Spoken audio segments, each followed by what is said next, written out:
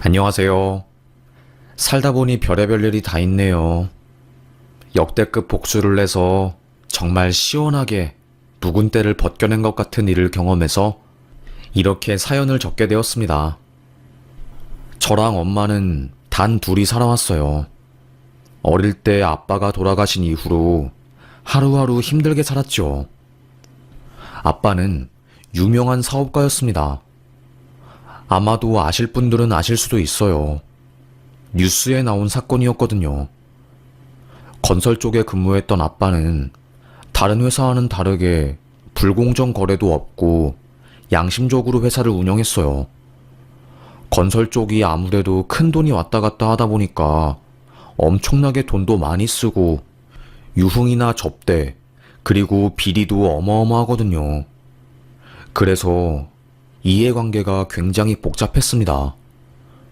아무래도 그런 위험한 일을 하면 가족들에게도 안 좋은 영향을 끼칠 수 있어서 우리 아버지는 항상 돈을 덜 벌더라도 양심 있는 일을 해야 한다고 하셨어요. 아빠는 우리 딸한테 부끄럽지 않게 살고 싶어. 정말로. 그래서 저는 항상 늘 아빠가 존경스러웠습니다. 아빠가 하는 말은 다 맞았거든요. 하여튼 간에 평화롭게 열심히 일해주시는 아빠 덕분에 넉넉하게 하루하루를 살 수 있었어요. 그런데 그런 행복한 날은 저와 우리 엄마에게 그리 오래가지 않더라고요. 저는 아직도 기억이 나요. 거실에 있던 엄마가 한 통의 전화를 받고 자지러지듯이 소리를 질렀던 그때가요. 뭐라고요? 엄마 대체 무슨 일이야? 무슨 일인데 그렇게 소리를 질러? 왜 그래? 실신하기 직전이었던 엄마를 겨우 추스르고 저희는 택시를 타고 아심병원으로 달려갔습니다. 중환자실에서 아빠는 응급수술을 받고 있었어요. 그 앞에는 형사들과 사건 조사 관계자들이 모여 있었죠. 저는 이모의 손을 잡고 병원 한켠에 앉아 있었고 발을 동동 구르면서 사태 파악을 하고 있었어요.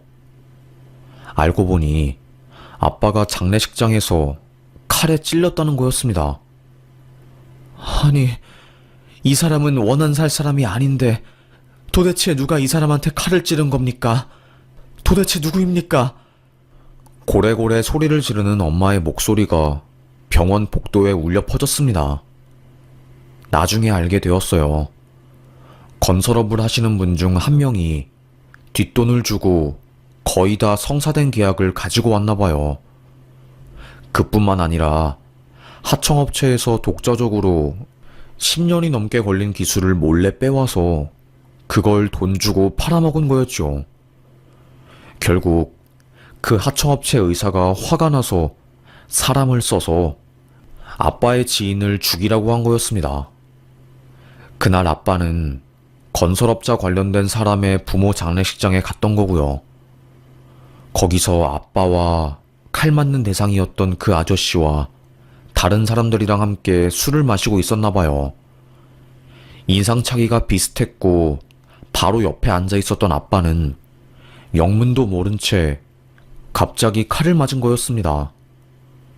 삽시간에 장례식장은 아수라장이 되었고 정말 난리가 났어요. 하필 복부를 찔려서 피가 분수처럼 쏟아졌고 과다출혈로 아빠는 쇼크가 온 거였습니다. 칼을 찌르고 도망간 사람은 킬러로 고용된 조선족이었던 거고요. 병원 안에 있던 장례식장이었기 때문에 소식을 들은 의료진들이 내려와서 바로 아빠를 데리고 올라왔고 중환자실에 바로 들어가게 된 거였습니다. 하지만 워낙에 출혈이 단시간에 많이 되었고 칼이 너무나도 날카로워서 지혈이 쉽지 않았나 봐요. 이미 흘린 양만 해도 거의 치사량이었대요. 그래서 엄마가 전화통화로 아빠가 칼을 맞아서 수술대에 올라갔다는 소리를 듣고 믿기지 않아서 막 눈물을 흘렸던 거고요. 저도 어린 나이에 너무나도 감당하기 힘든 소식을 듣게 되어서 정말 심적으로 많이 힘들었습니다. 하루하루 사는 게 지옥 같을 지경이었어요. 결국 아빠는 일주일을 가지 못하고 사망하게 되었고요. 아빠 대신 죽었어야 할 운명이었던 병원이 아저씨는 아빠의 장례식장을 내내 지키면서 저희 가족에게 사과를 했습니다. 병원이 아저씨랑 엄마는 굉장히 옛날부터 친한 사이였고 서로 도움을 많이 주는 관계였거든요. 그런데 병원이 아저씨 때문에 엄마가 남편을 잃었으니 둘의 사이는 급격하게 안 좋아진 거였습니다. 내가 입이 두 개라도 할 말이 없어. 원한을 지고 살면 안 됐는데 나 때문에 중마고우인 정우가 죽게 되고 이를 어쩌면 좋아. 정우 딸 세진이는 내가 책임지고 경제적으로 지원해줄게. 됐어. 남편도 죽고 이제 와서 그런 말 하면 뭐 나아질 게 있겠어. 원하는 산몸이니까 병원씨 조심해서 살아. 엄마와 그 아저씨는 허무한 대화를 나누면서 장례식장을 지켰습니다. 아빠를 죽인 조선족은 무기징역을 선고받았고 3심으로 올라가서 형이 감형되어 23년형 확정이 되었어요. 그리고 청부살인을 계획한 아저씨는 10년 이상의 징역형을 선고받았고요. 하지만 둘 다 무기징역이 아니었기 때문에 언젠간 출소를 해서 병원이 아저씨를 또 괴롭힐 수도 있는 거였고요. 그래서 그 아저씨는 너무 무서웠나 봐요. 정신병에 걸릴 정도로 죽음에 대한 극도의 공포를 가지고 살게 되었고 결국 한국에서 하던 모든 건설 사업을 자기 동생에게 맡기고 미국으로 갔습니다. 아저씨는 원래 미국 시민권자였으니까요. 그 아저씨가 비행기를 타기 전에 저에게 한 말이 아직도 기억이 나요. 나 때문에 네 아빠가 죽은 거니까 내가 꼭 그 은혜와 마음의 빚을 갚을 거야. 그러니까 한국에서 잘 살고 있어야 한다. 알겠지? 저는 아무런 대꾸도 하지 않았습니다. 괜히 그 아저씨가 미웠거든요. 그 아저씨만 아니었으면 우리 아빠가 그 아저씨 옆에만 앉지 않았으면 괜찮았을 텐데 별의별 생각이 다 들었습니다. 그 이후로 엄마와 저는 한국에 단둘이 남아서 살게 되었어요. 아빠 앞으로 나온 보험금도 엄청나게 많았습니다. 하지만 건설 사업을 접게 되면서 대금 치르지 못한 것들을 전부 있는 돈으로 치르고 나니까 저와 엄마에게 남은 돈은 단 한 푼도 없었어요. 그야말로 한순간에 대궐 같은 집에서 땅바닥으로 나앉게 생긴 거였죠. 엄마는 아주 강했습니다. 세진아, 걱정하지 마. 엄마 강한 사람이야. 어떻게든 너 먹여 살릴 거니까 아무런 걱정하지 말고 대신에 우리 약속하자. 그 어떤 사람한테도 원한 지고 살지 말자. 저는 고개를 끄덕였습니다. 그래서 저는 어릴 때부터 그 기억 때문인지 착한 아이 콤플렉스에 걸렸어요. 애들이 부탁하는 것을 거절하지 못하고 다 들어주었고 미안해서라도 제가 손해보면서 아이들을 챙겨주었습니다. 그것 때문에 만만한 사람 취급을 당하기도 하고 그래서 맨날 울기도 했어요. 고치는 게 쉽지 않더라고요. 점점 인간관계에서 상처를 받은 저는 사람에게 마음을 여는 것을 포기하게 되었고 결국 고등학교에 올라가서는 거의 혼자 다니게 되었습니다. 그게 편하더라고요. 차라리 혼자 다니는 게 마음이 홀가분했습니다. 열심히 공부를 해서 이화여대에 입학하게 되었어요. 연애를 하고 싶었지만 사실 여대에 입학한 이상 연애하는 게 쉽진 않더라고요. 너무 힘들었습니다. 그리고 남자가 무서웠어요. 아무래도 아빠를 죽인 사람도 남자였으니 그 트라우마가 계속해서 가는 것 같았죠. 저는 묵묵하게 공부하고 취업 준비를 하게 되었고, 한 제약회사에 입사하게 되었습니다. 그래도 얼굴이 나쁘지 않게 생긴 덕분인지 거래처에서 대시가 많이 들어왔어요. 그 중에 저에게 대시한 사람이 남편이 되었죠. 정말 끈질기게 저에게 대시를 하더라고요. 아니, 세진 씨, 정말로 남자 한 번도 안 사귀어 봤어?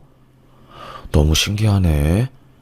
세진 씨 같은 사람은 남자 정말로 많이 만났을 것 같은데, 안 그래? 아니에요. 저 남자 정말로 안 사귀어 봤으니까 놀리지 마세요. 이렇게 매력적인 여자를 왜 아무도 데려가지 않는 거지? 그 사람은 매일 저를 볼 때마다 이쁘다고 칭찬해주고 사랑스러운 말을 했어요. 모태솔로인 저는 그 말들에 홀라당 넘어가게 된 거였죠. 그게 작업 관련은 수작인 것도 모르고요. 처음에는 그 사람이 굉장히 좋은 사람인 줄 알았습니다. 맨날 일 끝난 저를 데리러 오고 아침에도 저희 집 앞에 와서 죽이나 간식 같은 것을 챙겨주고 갔으니까요. 세진 씨, 아침에 밥 차려 먹기 힘드니까 이거 꼭 먹고 가세요. 아침이 든든해야지 하루를 잘 살아갈 힘을 얻을 수 있어요. 내가 하는 말이 무슨 말인지 알죠? 네, 감사합니다. 제가 자꾸 싫다고 밀어내도 그걸 신경 쓰지 않고 저에게 다가오니까 저는 마음을 줄 수밖에 없었습니다.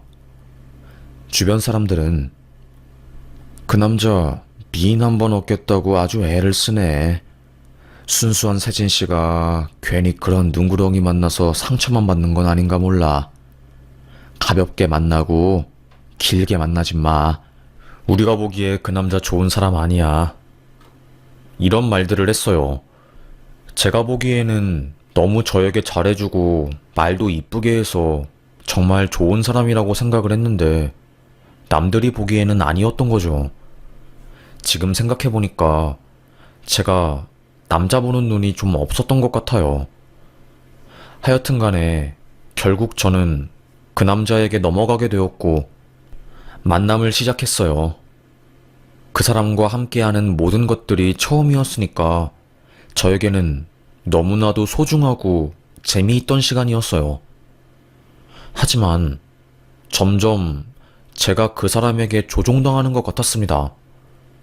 결국 피임을 하지 않고 관계를 하는 것을 원하던 그 남자 때문에 저는 임신을 하게 되었어요. 어떡해? 나 임신했어. 뭐? 그게 정말이야? 고요했던 제 일상에 폭풍 같은 시련이 닥치게 된 거였어요. 결국 저희는 결혼하게 되었죠. 저는 결혼할 나이도 아니었는데 말이죠. 20대 초중반이었으니까요. 그 남자는 결혼 정년기가 코앞에 닥친 39살이었습니다. 시댁에서 반대가 심했어요. 시댁은 집이 압구정이었고 좀 사는 집안이었는데 저희 집은 굉장히 가난한 집안이었으니까요. 대신 그나마 제가 학벌이 좋으니 그것 때문에 조금 먹고 들어갔습니다. 웃긴 게 뭔지 아세요? 남자는 여자가 자기 손에 들어오면 완전히 돌변한다고 하잖아요. 제 남편도 마찬가지였습니다. 결혼하자마자 사람이 변하더라고요. 제가 유산을 했거든요.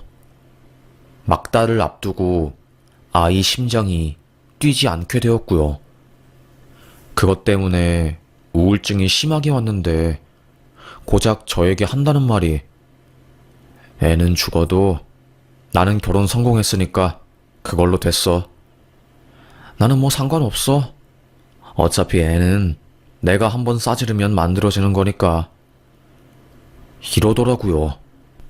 알고 보니까 남편이 회사 직원들에게 떵떵거리면서 소리를 쳤나 봐요. 아니, 거래처에 엄청 이쁜 여자가 있거든? 이대 나오고 나이도 어려. 그런데 모태솔로래.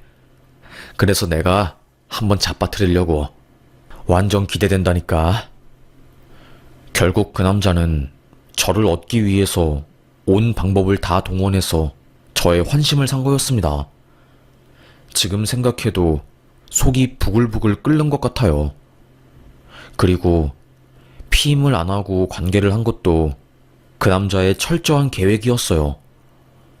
본인은 내일 모레 40에 진짜로 지금 결혼 못하면 평생 결혼할 수 없을 것 같아서 저를 임신시켜 결혼할 계획을 세운 거였다네요. 남편의 친구들이 저희 집에 놀러와서 술을 마시다가 고삐가 풀려 저에게 전부 실토를 했어요. 이놈 자식이 남자 중에서도 아주 능구렁이야. 그래서 형수 같은 사람을 얻은 거지. 얼마나 치밀한 줄 알아?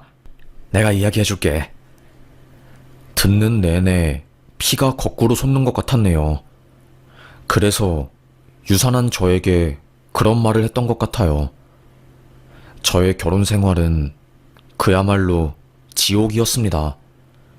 시댁에서 시집살이도 너무나도 심했거든요. 한 번은 이런 날도 있었어요. 제가 시댁에 간 날이 있었어요. 제 모습을 본 시모가 위아래로 저를 쳐다보면서 집이 가난해서 교육도 제대로 못 받았나? 갑자기 제 조끼를 확 뺏는 겁니다. 제가 입고 있던 조끼가 시장에서 10,000원 주고 산 거였거든요. 그런데 알고 보니 그게 명품을 카피한 거였나 봐요. 시댁이 압구정인데 며느리가 짝퉁을 입고 다녀? 내 체면은 어떻게 하라고? 정말 사돈이 이런 기본적인 것도 안 가르쳐주니? 네? 아니, 저는 그게 명품 짝퉁인 줄 모르고. 에휴, 됐다. 그래. 가난한 집에서 내가 뭘 더 바라겠니? 바랄 것도 없지. 에휴, 정말. 아무리 사람 사이에 급이 없다고는 하지만 이런 걸 보면 급이 확실히 있어, 정말로. 저와 우리 엄마를 아주 무시하시더라고요. 워낙에 오랫동안 압구정에서 살았던 어머님은 선민의식이 아주 강한 사람이었습니다. 본인이 서민들보다 높은 사람인 줄 아시는 그런 분이었어요. 그래서 너무나도 함께 있는 게 불편했죠. 더 웃긴 건 뭔지 아세요? 남편 놈은 우리 엄마 생일 때 스팸이랑 참치캔으로 생일상 차려주더니 본인 엄마 생신 때에는 워커힐 한우 고깃집에 가서 100만 원어치 생일상을 차려주더라고요. 너무 차이가 나잖아요. 우리 엄마 생일상은 스팸 넣은 미역국에 참치랑 흰밥, 그리고 묵은지, 이게 끝이었는데 말이죠. 너무 화가 난 저는 자기야, 아무리 그래도 우리 엄마가 당신보다 아랫사람도 아니고 장모님한테 스팸 넣은 인스턴트 미역국을 드리는 건 좀 아니지 않아? 당신 엄마한테는 워커힐 고깃집 데려가고 우리 엄만 뭐냐고. 나 진짜 이런 식으로 나오면 속상해. 그게 싫으면 당신도 부잣집에서 태어나든가. 바라는 게 많아, 진짜. 말이 안 통하는 남자였습니다. 결국 저는 속병이 나게 되었어요. 그때는 몰랐는데 그 당시 제가 겪은 증상이 공황장애래요. 숨 쉬는 게 힘들고 죽을 것 같고 그랬던 모든 게 공황장애였답니다. 그러다가 병이 더 심해진 계기가 있었어요. 바로 남편이 회사에서 오피스 와이프를 두고 저 몰래 바람을 피웠다는 소식을 알게 되었네요. 그걸 알게 된 계기도 웃겨요. 그 오피스 와이프를 두고 남편이 다른 여자랑 또 바람을 피운 거예요. 그걸 알게 된 오피스 와이프가 너 죽고 나 죽자 해서 저에게 카톡으로 연락을 한 거죠. 세진 씨 맞으시죠? 남편분이 바람 피우고 있는 사실은 아세요? 저도 잘한 거 하나 없는데 이런 쓰레기는 정말로 처음이라 분을 못 참고 보냅니다. 그녀와 남편이 호텔에 가서 찍은 셀카부터 시작해서 어마어마한 증거 자료들을 저에게 보냈네요. 저는 충격이 너무 커서 그 카톡을 받고 아무 말도 못했어요. 사람이 충격을 받으면 머리가 멍해지더라고요. 정말로 웃긴 말일 수도 있겠지만 물 한 잔 드는 것도 힘들어져요. 한참을 멍하니 있다가 엄마한테 전화가 왔고 저는 전화를 받고 나서 펑펑 울었습니다. 뭐라고 말할 수도 없을 정도로 대성통곡을 했어요. 저의 눈물 소리를 듣고 깜짝 놀란 엄마가 집으로 찾아왔고 사건의 전말을 알게 되고 엄청 화가 났어요. 아빠 사건 때문에 사람들한테 원망 사는 것을 극도로 싫어하는 엄마는 그 누구에게도 화를 내본 적이 없지만 그날은 달랐죠. 남편이 집에 들어온 순간 남서방 미쳤나? 남편 뺨을 때린 거였습니다. 남편은 어안이 벙벙해서 왜 그러세요 장모님? 토끼 눈을 뜨면서 저희 모녀를 쳐다보았고 저는 핸드폰으로 그놈의 불륜 증거 사진을 보여주었습니다. 아무 말도 못하더라고요. 엄마는 사위 멱을 잡고 미친 듯이 두들겨 팼고 저를 데리고 집을 나왔어요. 그리고 몇 시간 뒤 정말 웃긴 일이 펼쳐졌네요. 마마보이 남편이 집에 가서 지 엄마한테 모든 것을 잃은 겁니다. 자기가 장모한테 맞았다고 하면서요. 너무 어이없지 않나요? 문을 똑똑 두드리면서 나와. 사돈, 당신이 뭔데 내 아들 얼굴에 손을 대? 미쳤어? 고래고래 소리를 지르더라고요. 엄마는 문을 열어주지 않고 경찰에 신고했고 얼마 지나지 않아 경찰이 출동했습니다. 시몬은 복도에서 목에 핏대를 세우며 우리 엄마와 저를 욕하더라고요. 가난한 집안 사람을 받아줬더니 아주 기어올라? 어디서? 이딴 임대주택에 사는 것들이 진짜 죽으려고? 확 남자가 바람 피운 건 다 아내가 제 본분을 못해서 그러는 거야. 알고 있어? 잘한 것 하나 없는 것들이 어디서 내 아들 얼굴에 흠집을 내? 결국 경찰이 시모를 질질 끌고 갔고 사건은 일단락 되었습니다. 저는 불륜의 피해자임에도 불구하고 남편과 시모에게 사과 한마디 듣지 못했고 이혼 소송을 했네요. 정말 자존감이 나락으로 갔어요. 그야말로 지하 밑을 뚫고 들어갔다고 생각하면 됐어요. 계속 그 오피스 와이프와 저를 비교하게 되었고요. 그게 너무나도 고통스럽더라고요. 1년간의 소송 끝에 이혼을 하게 된 저는 상간녀 소송으로 위자료를 받고 털어냈습니다. 하지만 공황장애가 심각해져서 회사를 그만둘 수밖에 없었어요. 엄마도 그 무렵에 건강이 안 좋아져서 일을 하지 못하는 지경에 이르렀고요. 결국에 저희 둘 다 수입 없이 돈을 쓰고 사는 인생이 되어버린 거였죠. 정말로 그야말로 큰일 난 거였습니다. 상간녀 소송으로 받은 위자료는 2년이 지나니까 전부 동이 나더라고요. 쫄쫄 굶으면서 살고 있던 그때 참 웃긴 일이 벌어졌네요. 하늘이 무너져도 솟아날 구멍은 있다고 하잖아요. 미국으로 갔던 병원이 아저씨가 한국으로 들어온 거였습니다. 병원이 아저씨를 죽이려고 했던 그 건설업자가 감옥에서 지병으로 사망하게 되었고 그 조선족도 중국으로 추방되었다는 이야기를 듣고 한국으로 온 거였어요. 아저씨는 한국 땅에 도착하자마자 저희 모녀를 찾은 거였죠. 그 타이밍이 아주 기가 막혔습니다. 이야기를 들어보니 아저씨는 미국에서 대장암 3기 판정을 받으셨대요. 하지만 병을 치료하는 게 쉽지 않았고 죽더라도 고향에서 눈을 감고 싶다는 마음에 한국에 오게 된 거였죠. 미국에서 크게 성공한 아저씨는 동생 명의로 압구정이랑 강남에 땅을 많이 사셨다고 합니다. 아파트도요. 그래서 어마어마한 부자가 되었대요.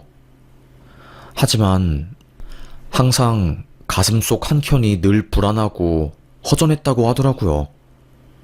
저희 가족에 대한 미안함 때문이었죠.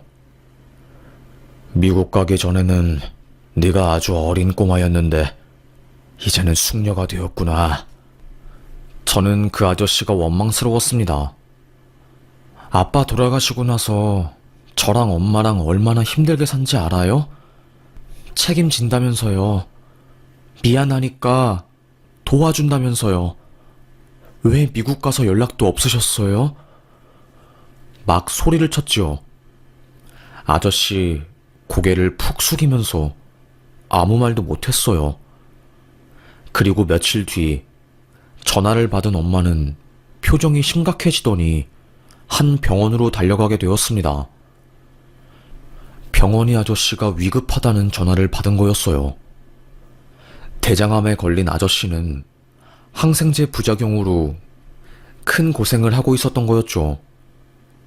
1년 정도 투병을 하다가 돌아가신 병원이 아저씨는 변호사를 통해 저희 모녀에게 재산의 일부를 준다는 유언을 작성한 거였습니다. 뒤늦게 그걸 알게 된 저와 엄마는 펑펑 울면서 아저씨 임종을 지켰고요. 그렇게 아저씨가 하늘로 가게 되면서 저희 모녀는 숨통이 트였습니다. 돈 때문에요. 사실 상상도 하기 힘든 어마어마한 재산을 물려받았어요. 압구정 갤러리아가 바로 눈앞에 보이는 집을 2채나 받았고 현금부터 시작해서 백화점, 초호화 골프 이용권 등등 대부분의 돈이 저희 모녀에게 넘어왔어요. 사실 그도 그럴 것이 아빠가 살아있었으면 이 모든 것들이 저희가 누릴 수 있었던 거니까요. 그렇게 저와 엄마는 병원이 아저씨의 약속 덕분에 한순간에 상류층으로 올라갈 수 있었습니다. 엄마랑 저는 그때부터 백화점을 다니기 시작했어요. 병원이 아저씨 동생이 갤러리아 백화점에서 높은 위치에 있는 사람이었고 한때 건설업 사업을 해서 인맥이 어마어마했거든요. 그리고 저희 속사정도 다 알고 있는 분이라서 항상 저희 형 때문에 안 좋은 일을 당했으니까 저도 책임이 있죠. 끝까지 도울 수 있는 건 돕겠습니다. 그리고 백화점도 자주 오셔요. 그래서 그분 덕분에 항상 저희 모녀는 그곳에 갈 때마다 개인 쇼퍼가 붙었어요. 백화점 직원들도 대부분 저희를 알았고요. 저희가 쓰는 카드가 거의 최상위급 고객들만 쓰는 거였으니까요. 하지만 원체 사치 부리는 걸 잘 못하고 하루하루 소박하게 사는 게 몸에 배인 저는 그곳을 가도 딱히 사는 게 없었습니다. 되려 시장에서 편하게 입을 수 있는 옷을 입고 다니는 게 훨씬 더 좋았어요. 그게 마음이 더 편했거든요. 그렇게 저는 경제적인 여유를 가지게 된 덕분에 공황장애도 많이 치유가 되었고 전 남편에 대한 안 좋은 기억도 점점 잊혀가는 듯 했습니다. 그런데 참 원수도 외나무 다리에서 만난다고 압구정에 사는 전시모와 갤러리아 백화점에서 딱 마주친 거였습니다. 그날 저랑 엄마는 편하게 옷을 입고 백화점에 가서 엄마 친구의 생일 선물을 사러 갔어요. 그날이 프라이빗 쇼핑할 수 있는 날이라서 소수의 사람들만 백화점에서 쇼핑을 하는 날이었거든요. 세상에, 그런데 그곳에서 전 남편과 시모를 만난 겁니다. 명품 매장 앞에서 엄마랑 제가 가방을 보고 있었어요. 그런데 누가 저희를 보더니 어휴, 쪽팔려. 여기에 누가 구멍 뚫린 누더기 옷을 입고 왔어, 진짜? 신경질을 내는 겁니다. 뒤를 돌아보니 세상에 전시모가 있었어요. 엄마도 깜짝 놀라서 순간 굳었지요. 시모는 세상에 누가 이런 곳에 이런 거지 같은 옷을 입고 왔나 했더니 여기는 어떻게 들어온 거예요? 오늘은 VIP만 모여서 쇼핑하는 날인데 여기 진짜 안 되겠네. 개나 소나 들어오게 해? 수질 관리 이렇게 안 돼서 어떻게 할 거야? 그러면서 갑자기 지갑에서 5만 원짜리를 꺼내더라고요. 엄마 얼굴에 팍 던지면서 무식하면 쪽팔린 줄을 모르더라. 뭘 알아야지 눈에 보이니까. 그쪽이 입고 있는 거 짝퉁이죠? 에휴, 내가 옛정 생각해서 그냥 넘어가려고 했는데 불쌍해서 안 되겠네. 이 돈으로 옷 사 입어요. 얼굴에 돈을 던지니까 사람들이 놀라서 다 쳐다보았어요. 쇼핑을 하고 있던 다른 손님들도 놀라서 엄청 벙찌거나 혹은 핸드폰으로 그 장면을 전부 찍고 있었지요. 하지만 우리 엄마도 그냥 넘어가는 성격은 아니잖아요. 대체 요즘 시대에 누가 돈돈거리면서 갑질을 하나? 하루면 인터넷에 올라가고 신상 다 털리는데 이 백화점에 블랙리스트로 올라가고 싶어요? 뭐라고? 아니, 보자 하니까 진짜 이어팬 내가? 시모가 우리 엄마 머리채를 잡으려고 하는 거예요.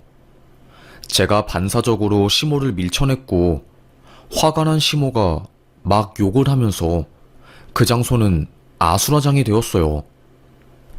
전 시모는 경호원들에게 이딴 거지 같은 년 백화점에서 안내 쫓고 뭐해요? 소리를 치더라고요. 그때 어이없게 경호원들이 우리 엄마를 데리고 가려고 하는 겁니다. 결국 엄마도 참지 못해 그 병원이 아저씨 동생에게 전화를 걸었어요. 3분도 안 되어서 백화점에서 고위층 관계자들이 내려왔고 쇼핑 총괄 담당자가 엄마한테 무릎을 꿇고 죄송하다고 했습니다.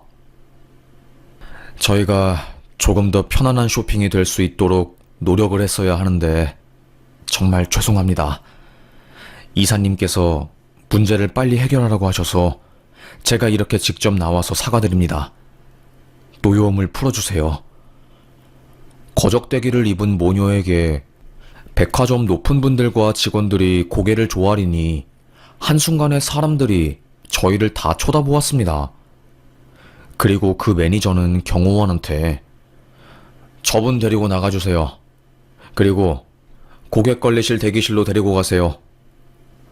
시모는 끌려가는 도중에 내가 뭘 잘못했는데 나 말고 저 여자를 데리고 가야 하는 거 아니야? 미쳤어?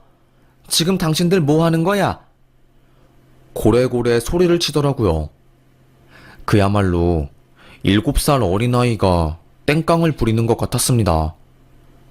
시모가 없어진 후에야 매장 직원들이 엄마에게 다가와서 정말로 죄송하다고 다시 한번 고개를 조아렸고요. 엄마와 저는 마음을 추스린 뒤 병원이 아저씨 동생을 만나서 이야기를 나누다가 백화점을 나갔습니다. 알고 보니 전 시모는 백화점에서 진상 중에 진상으로 통했더라고요. 돈 좀 쓴다고 직원들을 하대하는 것은 기본이고 조금이라도 마음에 안 들면 하루에도 수십 번씩 클레임을 걸었다고 합니다. 정말로 극성 고객 중에 대표적인 사람이었고 안 그래도 백화점 측에서도 블랙리스트에 올리려고 고민을 하고 있었는데 이 사건으로 인해서 전 시모는 아예 블랙리스트에 올라갔다고 하더라고요. 쌤통인 거였죠. 생각보다 압구정 바닥이 좁기 때문에 소문들이 쫙 퍼지게 되었고, 우리 엄마 이야기도 시모의 귀에 들어간 거였어요. 수십억에 가까운 돈을 손에 쥐게 되었고, 인맥이 어마어마해서 준 재벌만큼의 힘을 가졌다는, 솔직히 말해서 조금은 과장된 소문으로 인해서 되려 저희 모녀가 덕을 받았네요. 그 이후로 우연히 동네에서 시모와 전 남편을 마주쳐도 그들은 저희에게 꼼짝 못합니다. 궁시렁대면서 자존심 때문에 뭐라고 한마디 하고 지나가는 것 같은데 워낙에 작은 목소리로 그러는 터라 들리지도 않네요. 에휴, 그렇게 사람 끔 나누고 아래로 무시하고 그러더니 돌아가신 아빠 덕분에 인생 역전하게 된 저희 모녀에게 아주 통쾌하게 한 방 먹었네요. 시모는 평생 그렇게 살아왔으니 모든 사람들이 자기 발 아래로 보였겠지요. 하지만 실제로는 자기 발 아래가 아닌데 말이죠. 백화점에 가장 허름하게 추리닝 입고 온 사람들이 실제로는 돈을 가장 많이 쓰는 VIP라고 하잖아요. 저희도 뭐 굳이 명품으로 치장 안 해도 다른 사람들에게 증명을 안 해도 되는 인생이기 때문에 편하게 백화점을 갔다가 괜히 봉변을 당했네요. 이제는 정말로 겉모습으로 사람들 판단하고 끔 나누고 그런 게 없어졌으면 좋겠어요. 대체 그게 뭔지 모르겠어요. 그렇게 살면 좋나 싶습니다. 그리고 나중에 들어보니까 전 남편은 이혼 소송 이후에도 유부녀들을 만나고 다니다가 걸려서 법적인 소송 당하고 난리도 아니라고 하네요. 하여튼 간에 한번 그런 짓을 한 것들은 아주 평생에 걸쳐서 그 버릇을 못 고치는 것 같습니다. 애초에 그런 사람들이랑은 엮이는 것 자체를 하면 안 되는 것 같네요. 참 별의별 일을 다 겪습니다. 주변 사람들이 제 이야기를 듣고 그래도 점잖게 복수를 잘한 것 같다고 말해준 덕에 이렇게 용기 내서 글을 쓰게 되었네요. 제 사연 들어주셔서 감사합니다.